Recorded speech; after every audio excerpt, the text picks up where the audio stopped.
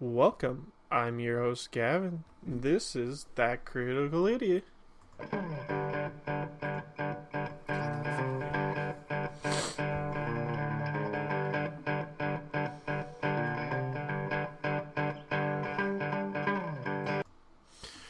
Welcome back, everybody. This is Gavin here. And usually I would have something planned for today, and that's why this episode is titled Storytime Campaign of Mine. Now, if you're here for stories and DM tips like I have been doing in the last couple episodes, then this one is definitely not going to be the same. This one is going to be me talking about a campaign that I'm currently building in gurps 4E. Now, I would have something prepped and I would have had something planned, but this week has been exhausting for me, and leading up to Tuesday, which is today,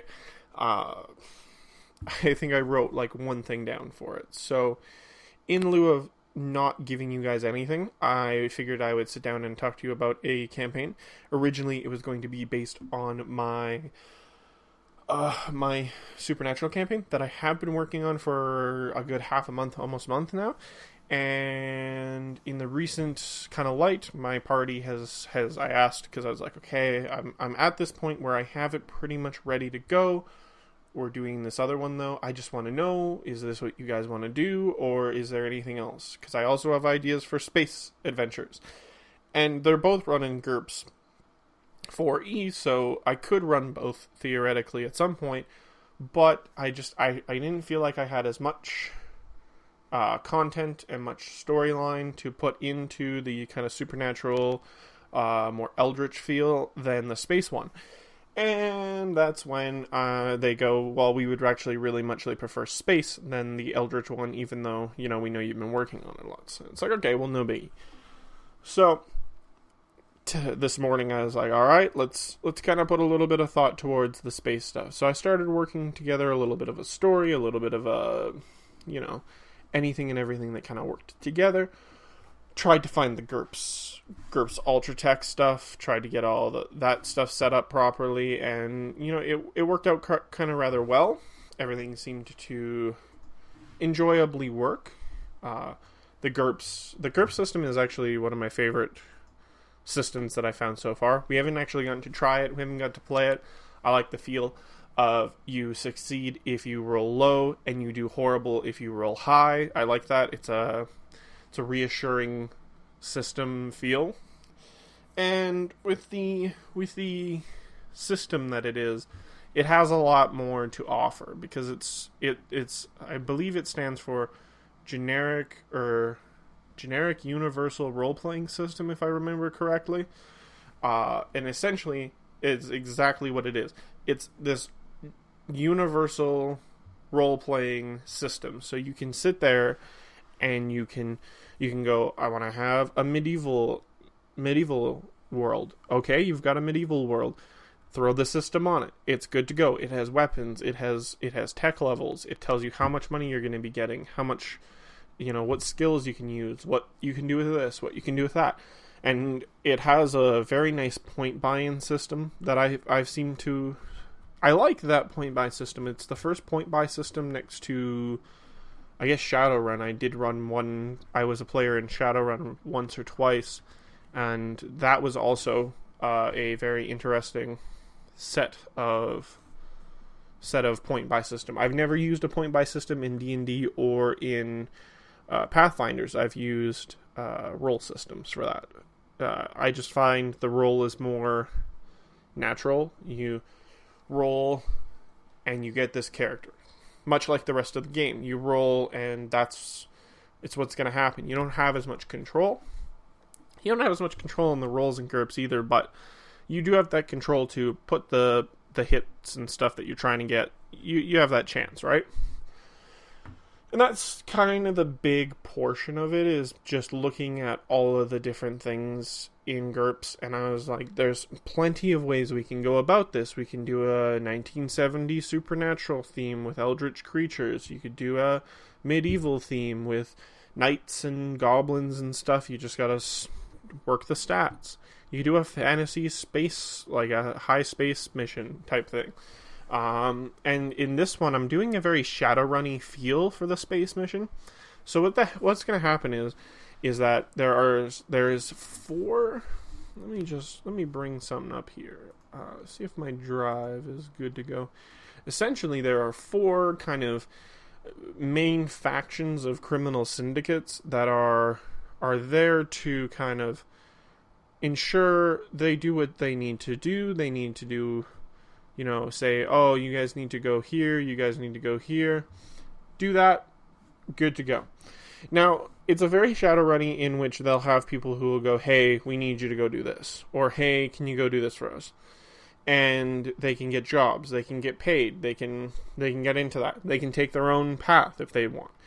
And there will be little things like that throughout everything, which is something I really do enjoy, is having that option of they can go, oh, fuck this, let's go make our own crime syndicate, or let's jump into this other crime syndicate here, or let's help this crime syndicate find what they need. Let's betray this one. Let's do this. And the idea with the potential that they could absolutely build this huge crime syndicate by themselves, work their way up, avoiding death, building up this empire, and then go, all right, I'm done with that character, retire it, and then go, all right, let's start as good guys.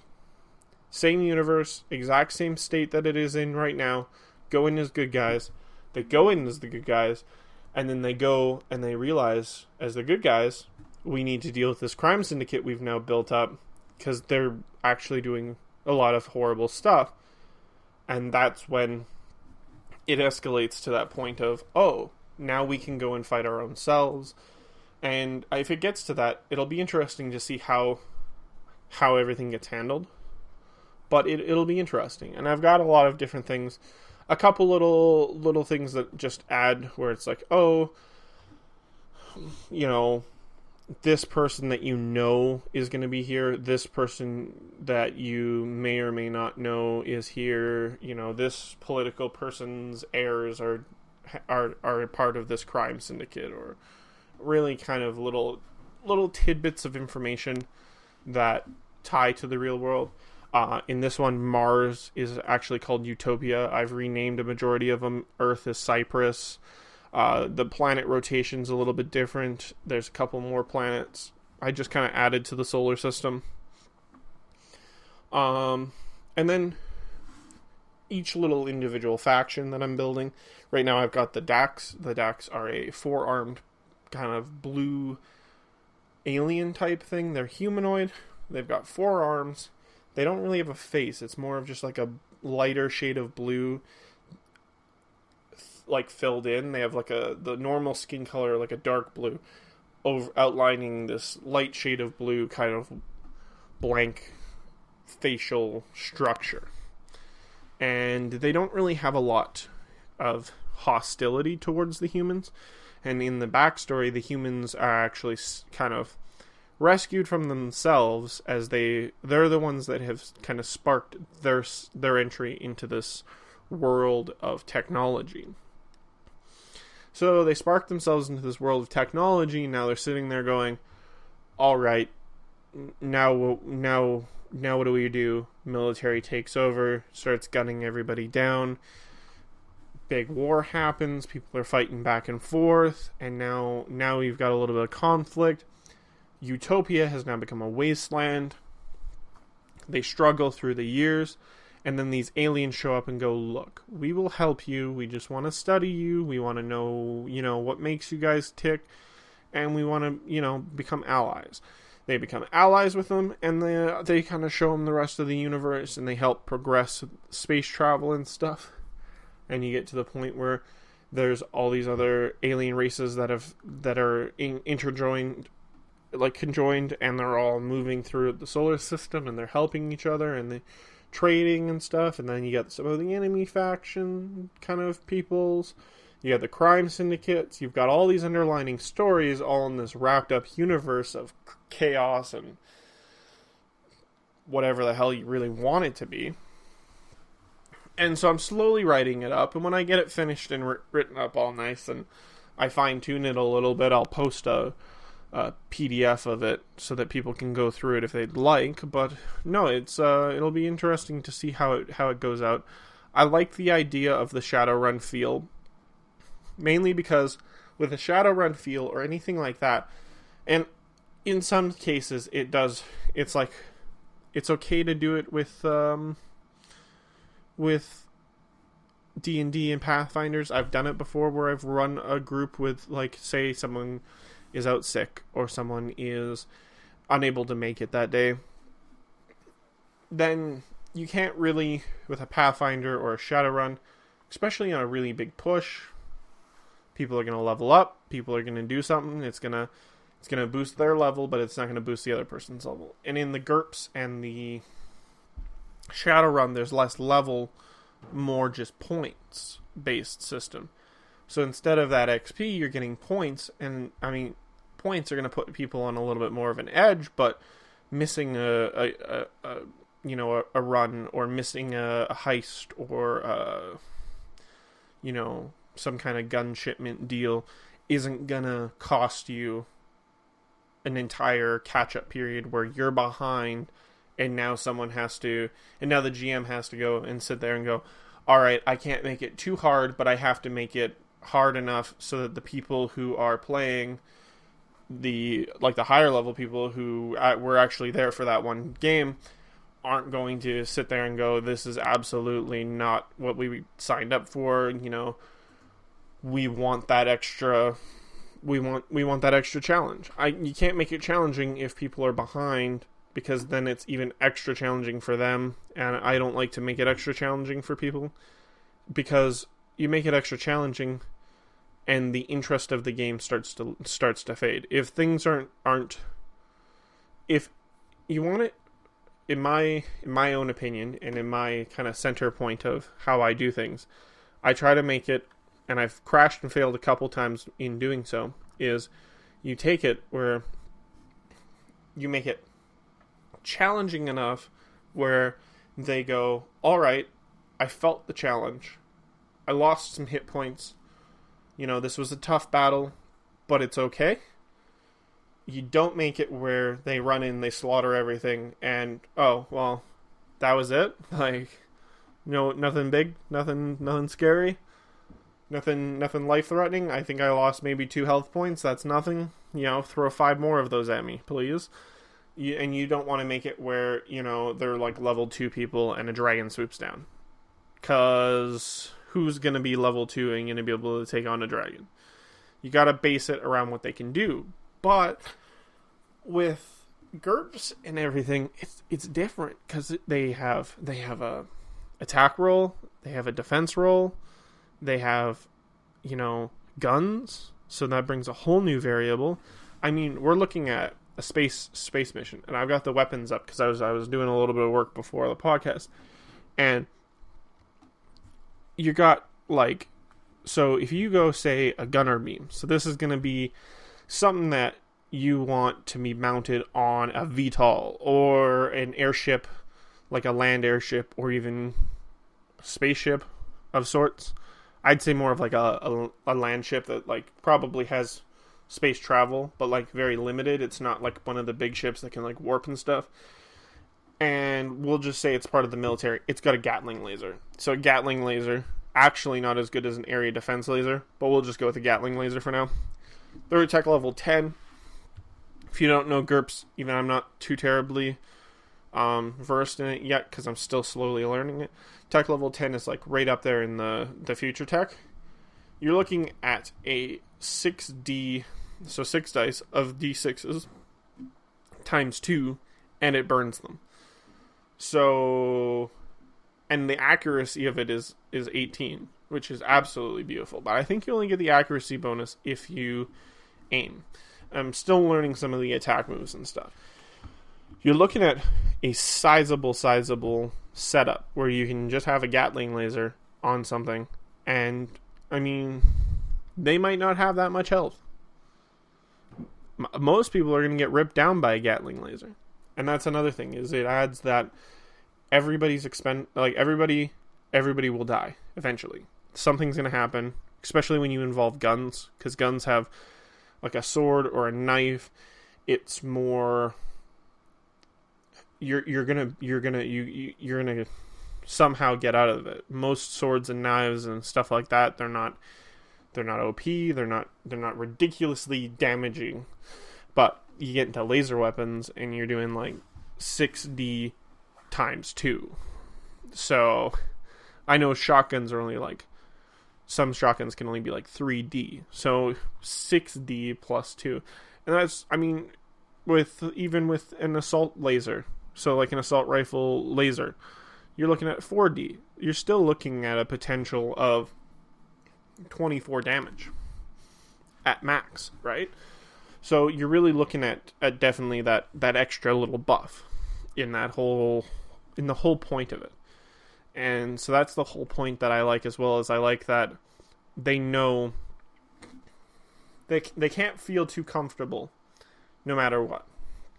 Something I really loved about Shadowrun is it's a high danger society where, you know, if you're getting into danger, it's a 50-50 chance you're getting out of there alive. You're not going in planned to come out. You're going in there to do what you wanted to do. Getting out is just a bonus at this point.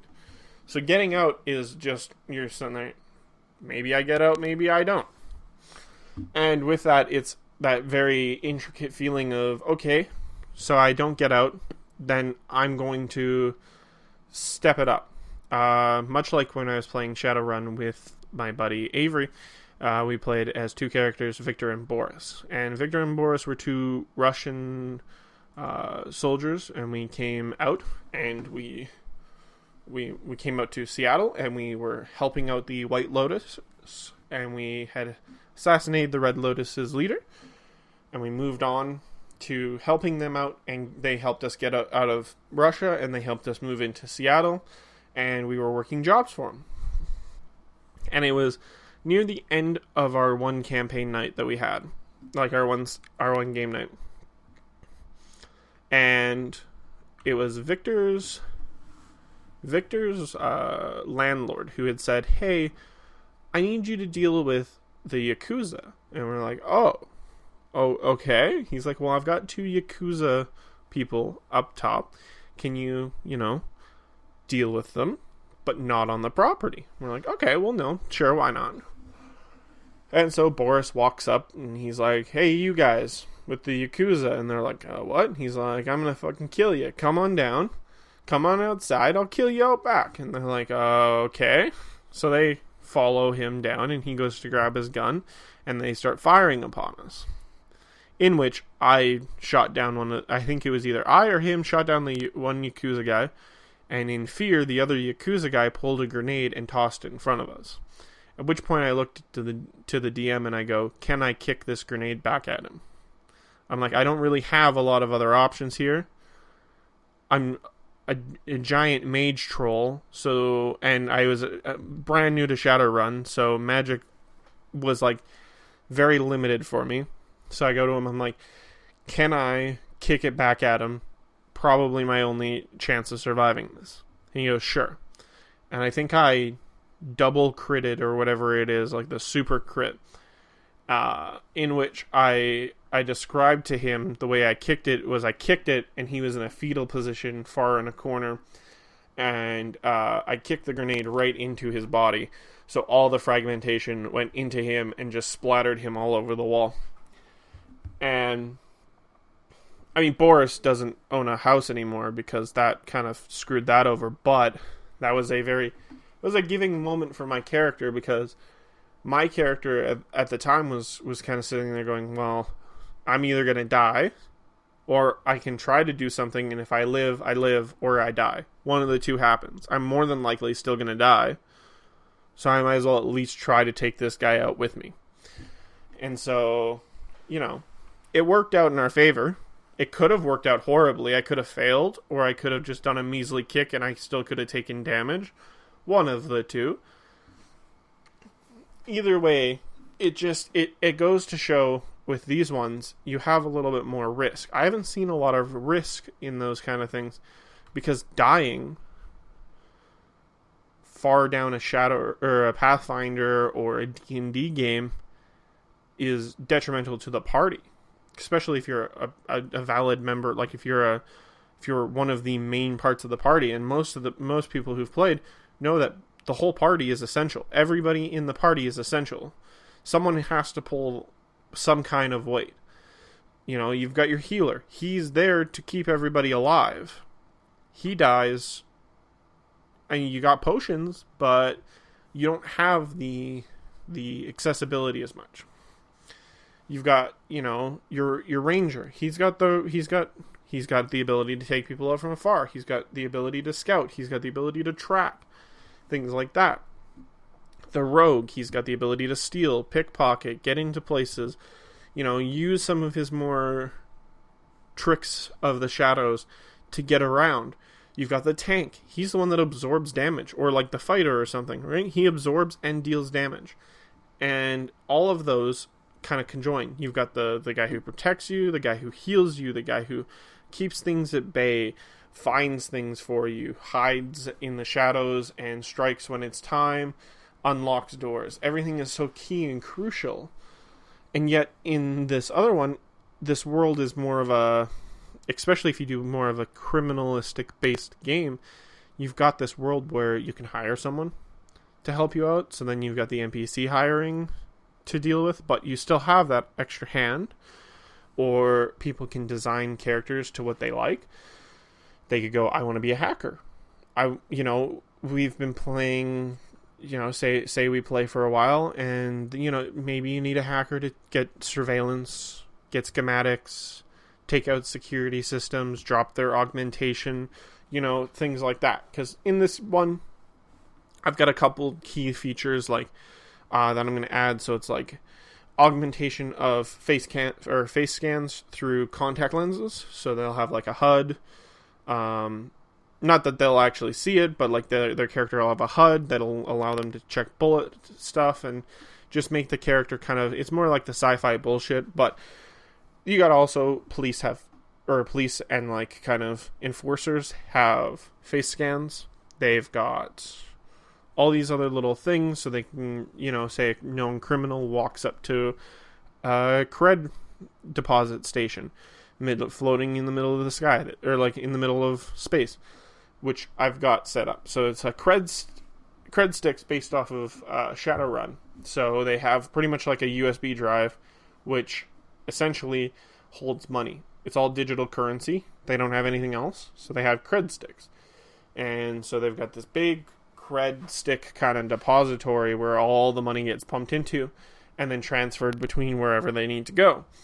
But they have it in space because it's easier for big transport trucks, like not big transport trucks, but big transport ships to fly in, pick up as much of the money as they possibly can, and move out with having a decent amount of the military or government-based men or police-based men in the vehicle. They can have mounted Gatling lasers. They can have all this other cool stuff. So then maybe after a big deposit goes into one of the satellite stations to keep it secure, they've got like 4 or 5 guards on. Guard rotations, you know, a little slow that day. It's an off day. Who knows? They get the schematic. They go in. They try to take it over. They're going to need the hacker because what if they're a known criminal? Then the augmentation, they can't just walk in. And even if they do, the second they get recognized by any of the people, if anyone survives or uplinks anything, they're immediately notified. Everyone's notified. Then they're going to get hunted down. So having a hacker to take things like that down, to stop things, cover their tracks a bit, is always a good thing. And so you could have someone who has, say, they want to be a hacker, or they don't have a hacker and they've been buying a hacker. So that's an option that if someone is not playing anything that can hack or use anything that can be used to hack, I have the option, and it's like, okay, well, you can. I actually did an entry level job. It's a heist on a cred stick station. There are 5 guards. and 2 tellers, like 2 people kind of monitoring. Everybody is just equipped with some low-level energy weapons. And this is a kind of an era where there's options of having these more, like, I think, actually, to be fully honest, I probably would take the energy weapons, and those go to the government. Those go to the people who deal with the bigger matters. The other ones will have more of like the augmented regular guns. So like they'll have an assault rifle. It'll have an augmentation chip in it, so it'll send back information and feedback from the gun. Maybe they have a whole new system built in from the technology that they've been, like the increase in technology. So they have an increase in technology. The technology allows them to shoot bullets faster, or maybe, their rate of fire, instead of 1, it's 2 or 3, something like that. It tweaks the gun just a little bit, gives it a little bit more of an edge, but it's still going to deal less damage than normal space fancy laser weapons. Yeah, fancy space laser weapons are always going to deal more than likely more damage. But so they go in and they try to strike this down. One of the options will be to go, hey, I want to hire this hacker for this criminal organization I work for. I want to hire you. Can you give us the schematic layout, where we need to go, how we need to do this in a structured manner? Can you take the cameras out? Can you stop their augmentation, freeze them up a little? Can you, what can you do to secure us an easy in and out victory? Something that all we got to deal with is the physical threat.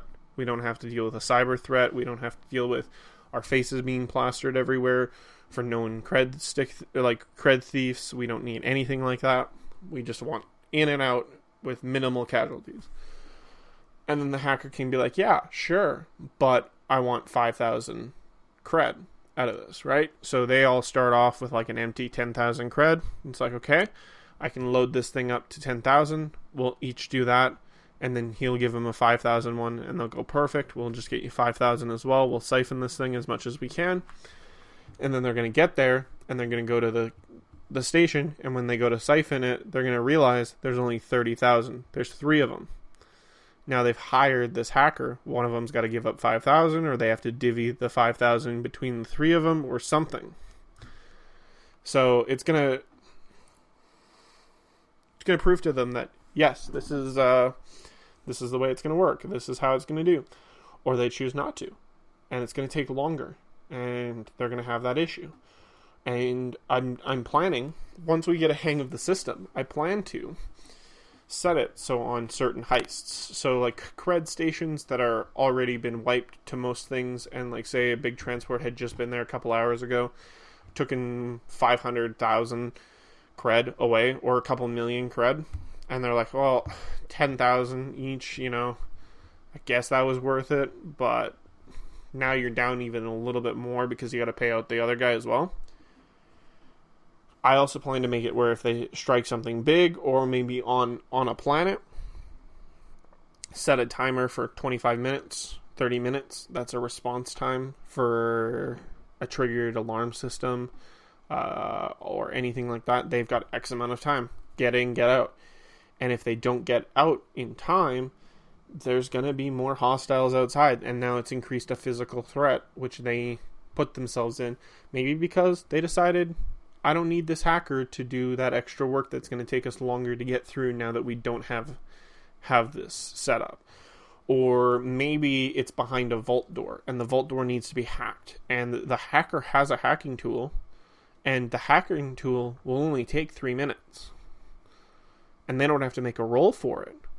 But if they have a hacker who can get in, it'll still take, maybe 5 or 6 minutes. But, they got to make that roll, and they can only try 4 or 5 times. So now it brings that whole, do we want to go in without the hacker and take our chances? Do we have a hacker equipped enough, or set up enough, to be able to get into these vaults? Do we know what kind of vault it is? Can he even get into it? The hacker will always have the upper hand, but will always cost. will always have some kind of cost that'll take away.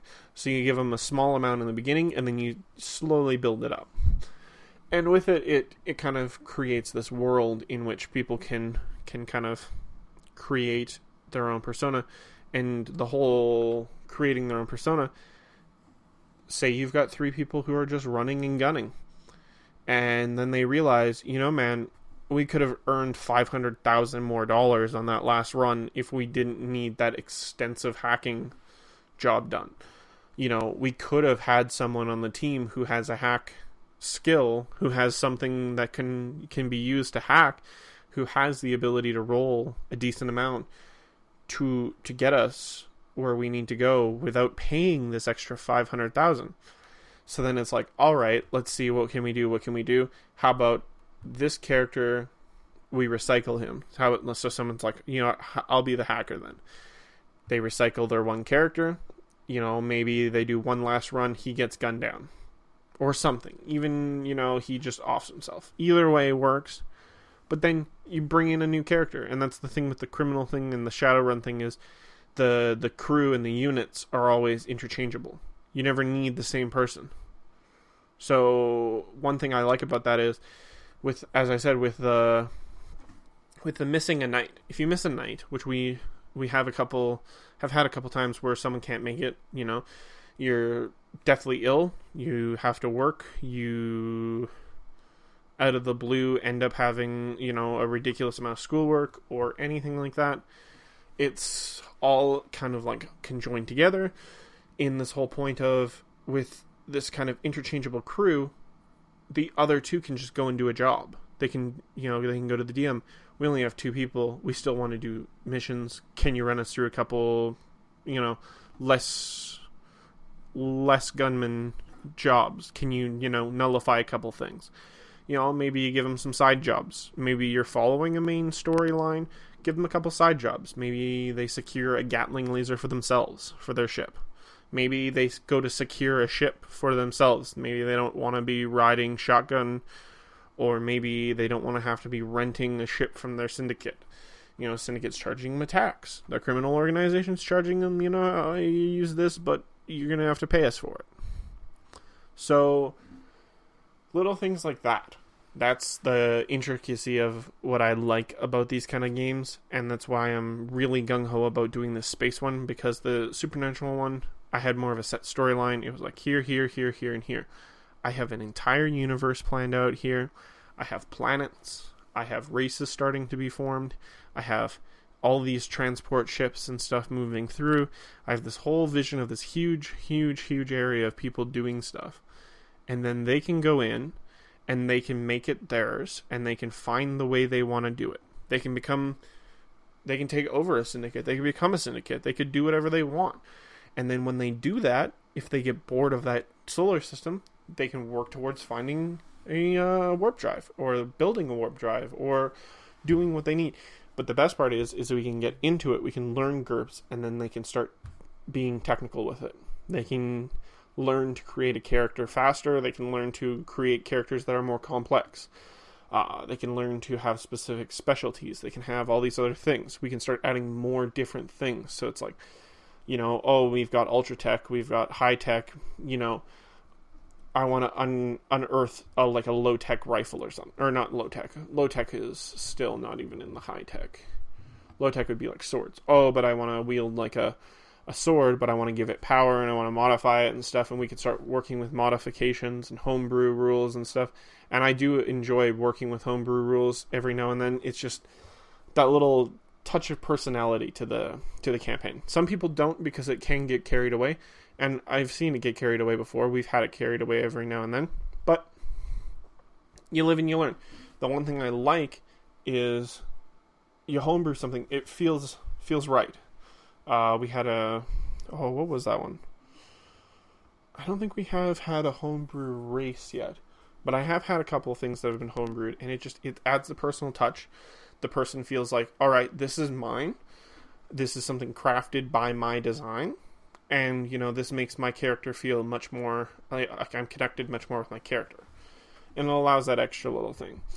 And the best part about everything is it's just, I don't know. I like the interchangeability. I like the system so far. And I'm definitely going to be updating you guys on how the system is working and how we are enjoying it. And if we run into any snags, I'm definitely going to probably talk about that. I would have definitely planned for a different set of story, like a different type of podcast today, but I did not have as much time this week as I thought I was going to, and I didn't want to rush something together for you guys. So I figured sitting down and talking about the things in the thought process that has been going through my brain for the past day and a half now was going to be a lot more. It definitely was not going to be nearly as structured, and even my structured stuff is half structured because I always go on other tangents in the middle of my other tangents, in the middle of my other tangents. But sticking to the schedule and stuff, I do write a lot of stuff down, points, notes that I want to bring up, things that I want to mention. And when I don't have enough time to sit down and actually put effort into going, okay, this is here, this is here, this is here, and this should carry for this long, and this should carry for this long, and I want to do a 45-minute podcast because it's a reasonable amount of time. You guys can listen to this anywhere and whenever you guys like, if you guys do, and it's just something that allows that whole setup to work. And when I don't have all that set up and I've got like one line on a page, there's nothing, I don't want to get into something and completely have it go south or completely just not be informative or interesting. So I've been working on trying to write it down, get it all organized, and yeah, so I'm going to attempt to have next week set up for campaign types. So it'll be a kind of a bounce off. You'll hear a couple bounce offs from this campaign because I do like the style of the interchangeable campaign where you don't have to worry about, oh, so-and-so's not here today. What are we going to do? I like the ability to have that thing. So I'll bounce off that. I'll bounce off what campaigns really mean to me and what I've found in the couple of years that I have been a DM. And I will also be throwing up a lot of stuff in the form of adventures. And I want to I'm putting a little bit of research into what adventures have I looked at, read, or even run or played that I thought, yeah, that was a really fun one. I want to share it. Maybe some of the stuff that I found not so good about some of the adventures, and just kind of bring to light some of the other stuff in this tabletop world. And yeah, that's my goal for next week. It's tentative to change because if I get busy with work or exhausted or whatever happens, then it might not be that. But I'm going to attempt to try to keep it to a decent schedule. But I also don't want to just flood because we're into episode 3 now, and we're 2 kind of DM tip talks in, and now we're at a storytelling. So I want to make it, actually the first one was more of a storytelling, wasn't it, as well? I guess it was. There were some tips there too. Either way, there's a lot of stuff. I just want to kind of fan it out and kind of interchange how the narrative of this podcast works. Because I could talk about like little bits and pieces, but I can run off with things. And I get sidetracked or I run off on something for, 15, 20 minutes. And I'd hate to have scheduled something that I want to talk to you guys about and then go on a 20-minute rant about how Storm King Thunder was, written poorly or something like that. Which, in my opinion, there were a couple points where it was written poorly. So I could probably go on a rant of that. But then again, I also haven't made the best campaigns of my life either. It just felt like it was a little patchy. Anyway, see as what I mean with the whole running off on points is, yes, I can get a little off topic, and certainly is something that if I do, I don't want to have something even more important overshadowed by that.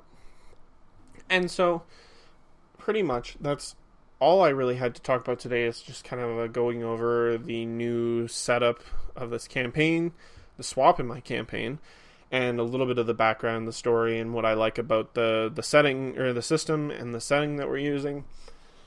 And definitely at the point in time that we are hitting with how everyone's doing and what we're doing in our group, more than likely at some point in the near future I will be talking about how the campaign is starting. How is it going?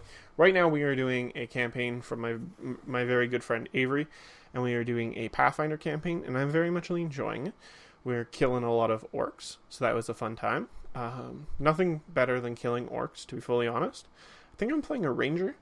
I've seen a lot of people play a ranger. I don't really often play rangers. I usually play spellcasters. I play something that I know I'm going to do damage with. And a ranger is just not cutting it for me. I don't know. I thought it was going to be as exciting and entertaining, but a low-level ranger is not as fun as I thought it was going to be. I know rangers can get really good, and I plan to make him really good. But I have seen how rangers go, and they are definitely more of a support character. And I plan to be a very good support character. It's just, I like my spellcasters. Fireballs and stuff are my shit. Same with when I was playing Shadowrun. I didn't play just a normal gunner. I played a mage. I played a mage troll, which is absolutely the most ridiculous setup you could probably do. And I was absolutely horrifying with him. And I barely even knew how to play the game. I remember, and I don't know if I've talked about this one on this one, but I remember a point in time where we were using an elevator to get to another floor where we knew there were going to be hostiles. My guy was packing, I had bought 3 things of tear gas. I think it was tear gas. Yeah, it was tear gas. 3 tear gas grenades. And both me and my partner, Boris, had gas masks and everything. So we put the gas masks on, and I pulled the tear gas, and it flooded the elevator. And when the elevator doors opened, it flooded out, and it started choking the 2 guards that were on that floor. We knew that there were going to be guards on that floor, and so that's the exact reason why we tried that. And at that point, there's this green misty gas, or at least that's the way I described the tear gas, because I figure, it just seemed like a cool visual to see. And out of this misty green gas, you see this big troll stomping out, and then he lifts his hand as it engulfs in fire, and he whips a fireball at one of the guards, and it's just like the pure terror that Victor had, or at least in my mind, the pure terror that he could cause with just his stature, his abilities, and just how crazy certain scenarios could get, was just, that was like an amazing feeling. So I plan to try to attempt to get my ranger to be in the same factor, where he is perceived as this terrifying and scary creature that he is. And I mean, I feel like he is. He can be a very terrifying person. He is a human.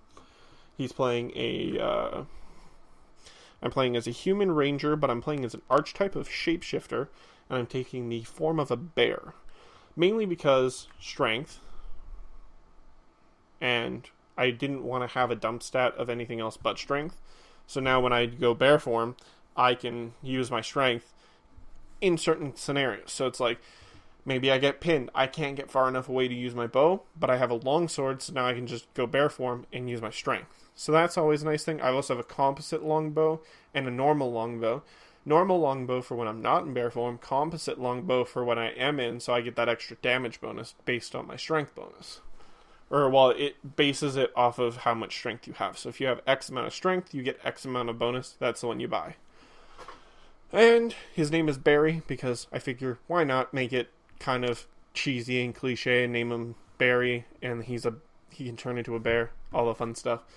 But that, it seems like it is all the time we have today. Thank you guys for listening, and thank you guys for just in general listening. And if you guys are on the YouTube one, watching it live or watching it, afterwards, thank you guys so much for watching. If you guys do enjoy it, like and share with your friends. That's definitely would definitely be appreciated. And anyways, you guys have a wonderful and lovely day.